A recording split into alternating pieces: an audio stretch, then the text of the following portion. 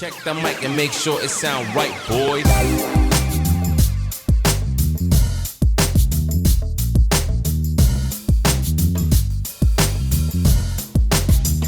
Salutare prieteni și bine v-am regăsit pe canalul nostru de YouTube. În episodul de astăzi vom vorbi despre o pereche de căști, destul de interesant aș putea spune, de la Huawei, pe nume FreeBuds Studio. Este prima lor pereche de căști over-ear și pe lângă ultima tehnologie Bluetooth și High Resolution Audio, vine la pachet și cu Active Noise Cancelling sau Cancellation, cu 6 microfoane. Hai să deschidem cutia, să vedem despre ce este vorba și, bineînțeles, să discutăm puțin spre finalul videoclipului, pentru că Huawei a reușit să livreze ceva foarte interesant într-un pachet, aș putea spune, de invidiat, pentru că este o competiție destul de strânsă în această zonă.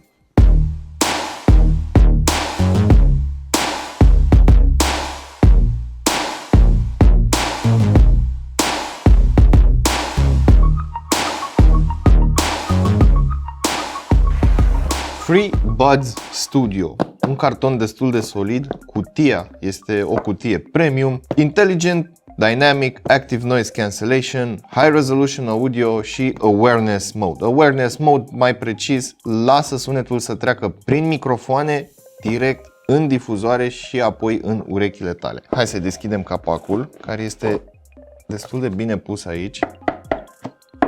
Mi se pare interesantă această cutie, o poți folosi să stochezi altceva. Avem și o carcasă în care să cărăm căștile, în cazul în care, eu știu, pleci în vacanță și vrei să le pui în ghiozdan, să nu arunci direct căștile în ghiozdan, le pui în acest pouch și căștile sunt protejate.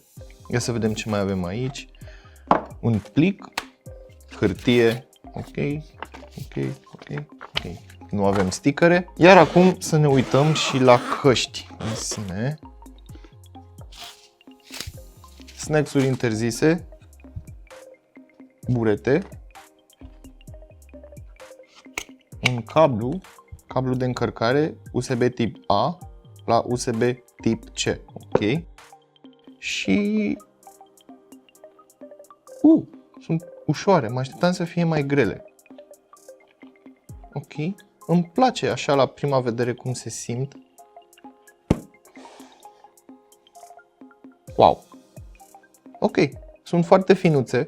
Spumă cu memorie, cred că e spumă cu memorie pentru că o apăs și își păstrează puțin forma. În orice caz, sunt foarte moi. Ia să vedem headband-ul. Da, și el este destul de moale. Îmi place cum s-au gândit ei să facă designul așa foarte cursiv, să-i spunem, pentru că dacă apeși aici, evident, este plastic pe dedesubt până în această zonă, unde începe burețelul. Nu este piele naturală, este vinilin. Sau mai bine spus, piele ecologică, piele sintetică, cum vreți voi să-i spuneți. Bun, cam așa arată căștile.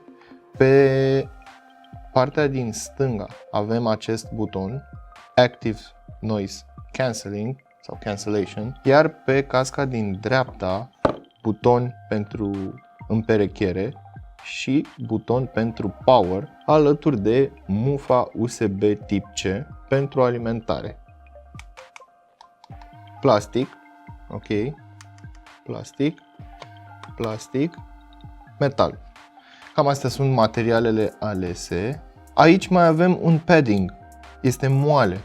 Aici în interior îmi plac căștile, nu sunt nici grele, nici foarte ușoare și am așa un feeling că sunt foarte confortabile. E bine, hai să le punem și pe cap, dar înainte de asta aș vrea să vă arăt acest headband, care nu este unul clasic ce are clicuri, este pur și simplu o tijă de metal ce intră în lăcașul ei și datorită forței ea rămâne în loc. Și îmi place foarte mult acest lucru pentru că este silențioasă, unul la mână, și doi la mână rămâne fixă.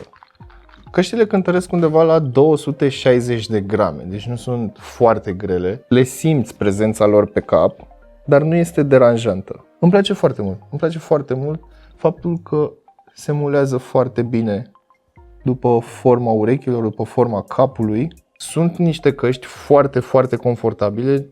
sunt destul de ușoare, bineînțeles, față de ceea ce am mai testat eu până acum și sunt foarte bine construite. Din punct de vedere al designului, n-aș putea spune că este neapărat minimalist, dar nu fac parte nici din acele perechi de căști pe care le observi și zici, bă, ce sunt astea, wow, ce căști mișto ai, sau pur și simplu sunt foarte discrete, foarte subtile din punct de vedere al designului. Mai trebuie să vorbim despre caracteristicile lor tehnice, care sunt puțin diferite față de majoritatea căștilor cu care suntem noi obișnuiți. Dincolo de cele 6 microfoane și dincolo de construcția lor, Huawei au introdus un codec. Este un codec al lor ce este disponibil pe telefoanele de la Huawei ce rulează Emotion UI 11. Hai să vorbim acum și despre ceea ce găsim în interiorul acestor perechi de căști. Driverele au un diametru de 40 de mm și o frecvență de răspuns de la 4 Hz la 48 de kHz. Asta înseamnă că plaja lor de frecvențe este ceva mai mare decât la o pereche de căști obișnuită. Pentru că majoritatea dintre noi folosim căști Bluetooth, in-ear, over-ear sau on-ear, ce au o frecvență de răspuns de la 20 de Hz la 20 de kHz. Bineînțeles, dacă sunt pretențioși printre voi și eu la rândul meu sunt un pretențios, caut o pereche de căști ce are o plajă mai mare. Asta înseamnă că aceste căști se duc în zona hi-fi, se duc în zona calității, ceea ce mi se pare destul de interesant, dar e un catch aici. Este SBC, AAC și L2HC.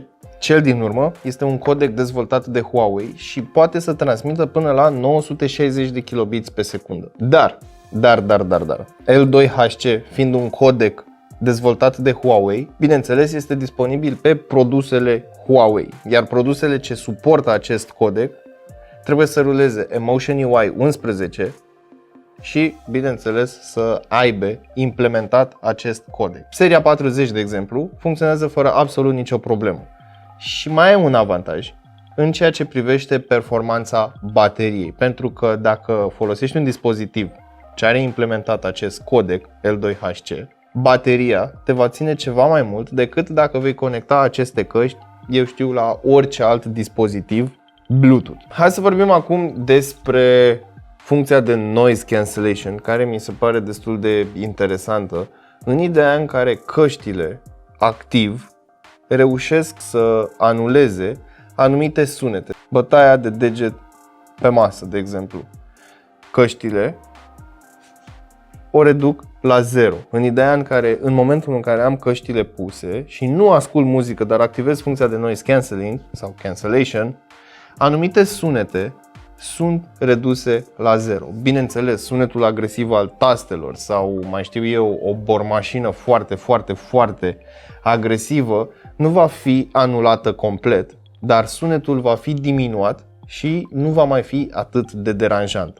Plus că mai au o funcție interesantă. În momentul în care ai căștile pe urechi și, eu știu, ești în metrou și se face un anunț, căștile detectează vocea și îți direcționează acel sunet ca tu să poți să auzi anunțul, indiferent de cât de gălăgie este. Evident, toate aceste funcții sunt făcute în urma unor înregistrări. Practic, Active Noise Cancelling asta înseamnă. Iau un sample, da, iau o mostră de sunet și reproduc fix opusul ei. Și în momentul acela, una se anulează pe cealaltă și se aude, cu ghilimelele de rigoare, liniștea. Cam așa funcționează Active Noise Cancellation. Căștile fac o treabă foarte bună la acest lucru și în combinație cu padurile care izolează de jur împrejurul urechii, ei bine, vei avea micul tău rai liniștit. Cam asta ar fi de spus despre funcția Smart, dar pentru că evident sunt căști, trebuie să vorbim și de calitatea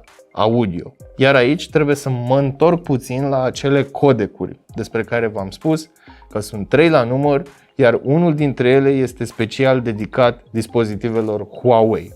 În ideea în care nu deții un telefon Huawei care funcționează cu acest codec, îți mai rămân AAC și SBC. În ideea în care dorești să achiziționezi această pereche de căști, ai mare grijă ca dispozitivul la care vrei să conectezi căștile să aibă implementat măcar unul dintre aceste două codecuri, SBC sau AAC, pentru că în caz contrar, evident ele se vor conecta, dar calitatea audio nu va fi pe măsura codecului. De ce? Pentru că sunetul va fi mult mai compresat, iar fidelitatea se va pierde. În final avem și funcția de awareness, care practic este un pass-through. Sunetul vine prin microfoanele căștilor și este mai departe transmis prin capsulele căștilor.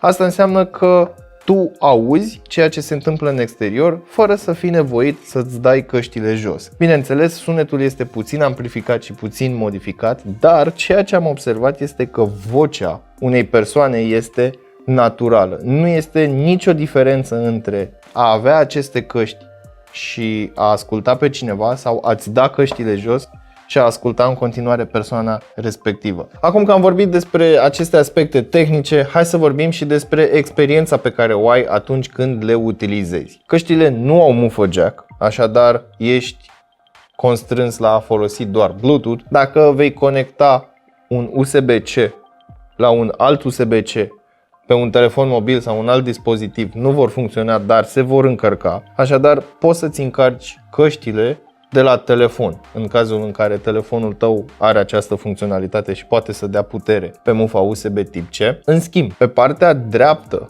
avem controle cu touch. Swipe up pentru volum sus, swipe down pentru volum jos, swipe stânga-dreapta pentru skip next și a te întoarce înapoi, double tap pentru a pune pauză și a porni melodia și tap lung pentru a porni asistentul vocal. Ceea ce mi se pare foarte interesant în ideea în care le ai așa puse pe urechi și doar trebuie să folosești această zonă sensibilă fără butoane. Iar acum hai să vorbim și despre calitatea audio, care m-a lăsat surprins. Atâta timp cât căștile sunt conectate la un dispozitiv ce are unul dintre acele 3 codecuri, ele sunt în stare să-ți reproducă un sunet cu o acuratețe foarte mare. Basul este bine definit, rotund, înaltele, din nou, bine definite, cristal aș putea spune, dar bineînțeles nu în zona aceea de audiofil, pentru că aceste căști nu sunt destinate audiofililor, sunt destinate